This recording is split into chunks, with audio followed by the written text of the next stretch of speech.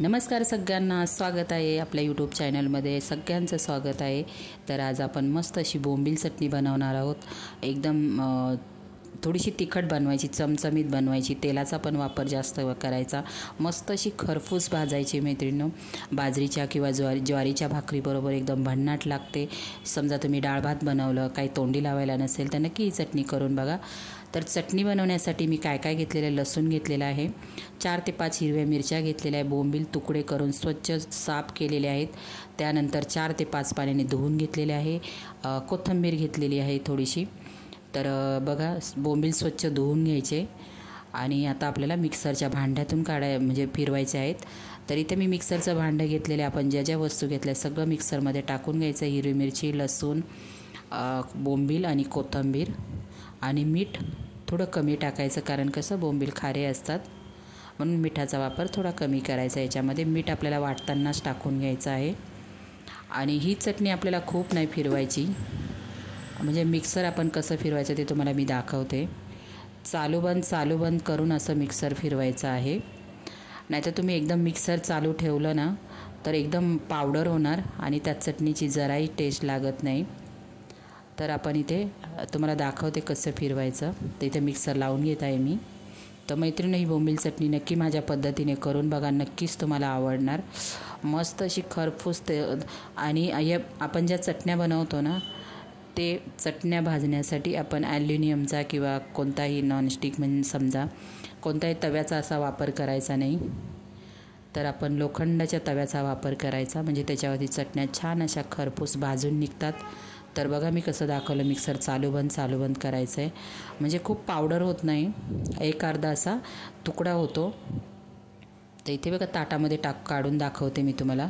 आणि तुकडे कसे छोटे मोठे असे मीडियम असे सगळे तुकडे आहेत त्याच्यामध्ये, म्हणजे खूप बारीक नाही झालेली।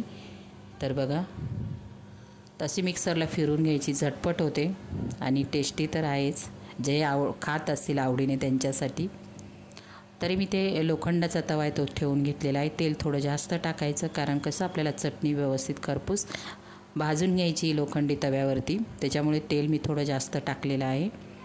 तर तेल गरम होऊन द्यायचं, त्यानंतर आपण जी बोंबलाची चटणी मिक्सरमधून काढून घेतली होती ती टाकायची आहे।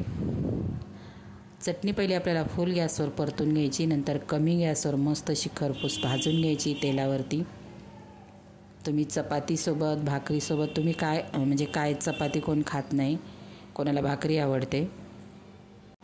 तर तुम्हाला जर भाकरी चपाती काय आवडत असेल त्याच्याबरोबर नक्कीच तुम्ही बनवून आणि खा, एकदम मस्त लागते मैत्रिणींनो।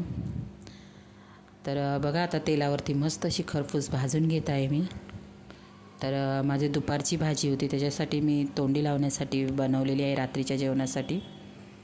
तर मैत्रिणींनो, माझी बोंबलाची चटणी तुम्हाला कशी वाटली नक्की मला कॉमेंट बॉक्समध्ये सांगा, आणि तुम्ही पण करून बघा माझ्या पद्धतीने।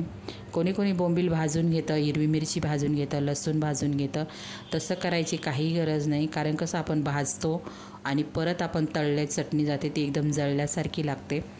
त्याच्यामुळे आपण अगोदर सगळं स्वच्छ धुवून घ्यायचं, मिक्सरला फिरून घ्यायचं, नंतरच एकदम सगळं भाजायचं, बोंबील, हिरवी मिरची, लसूण वगैरे सगळं, म्हणजे एकदम सारखं भाजल्या जातं, चटणीची चव पण तशीच राहते।